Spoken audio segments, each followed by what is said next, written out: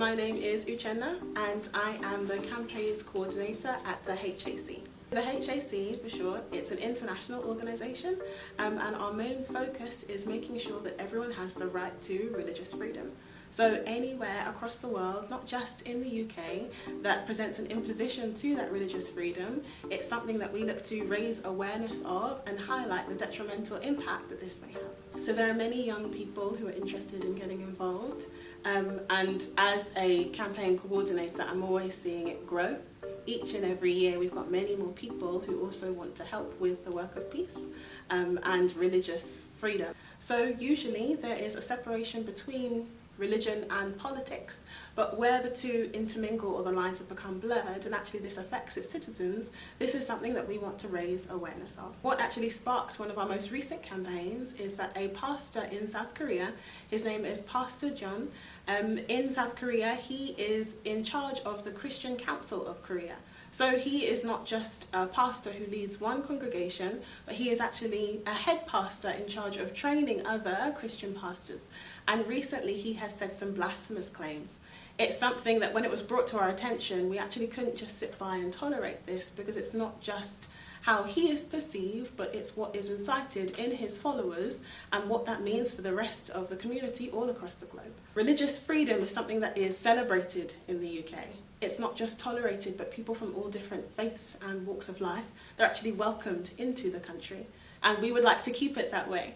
So with technology the way that it is, if people don't say anything, you can always find someone to support your worldview. Some people feel as though it's almost a taboo subject, that you shouldn't be able to express your religion for fear that someone else might be threatened by it. However, when people are free to practice and an understanding is had of all different various religions, then it shouldn't be this way. We should be able to live together harmoniously so that we can understand each other much better. When my parents left Nigeria, they had lived through civil war.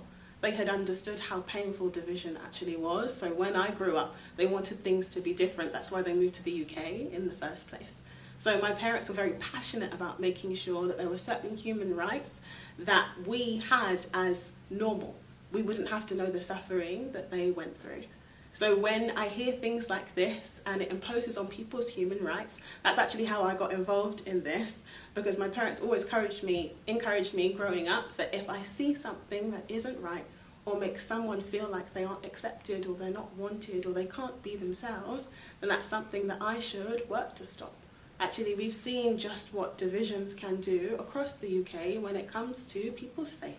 So we had people from a Sikh background, a Buddhist background, a Muslim background, all come together with the sole purpose of uniting in solidarity to raise awareness for religious imposition across the world, but also in the UK, how we can come together to make sure that this also doesn't come to our shores. We held an event, and it was held at a Sikh temple, and we had many different religious leaders give their take on what their body of religion actually says about peace and working together, and how we can all come together to unite as one to make sure that this doesn't happen anymore.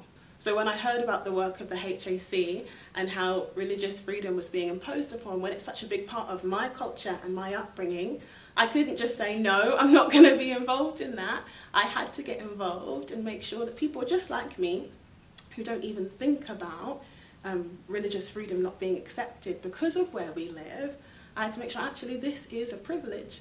And not everyone is fortunate enough to have this privilege, but we have to work at it so that people don't have to suffer anymore.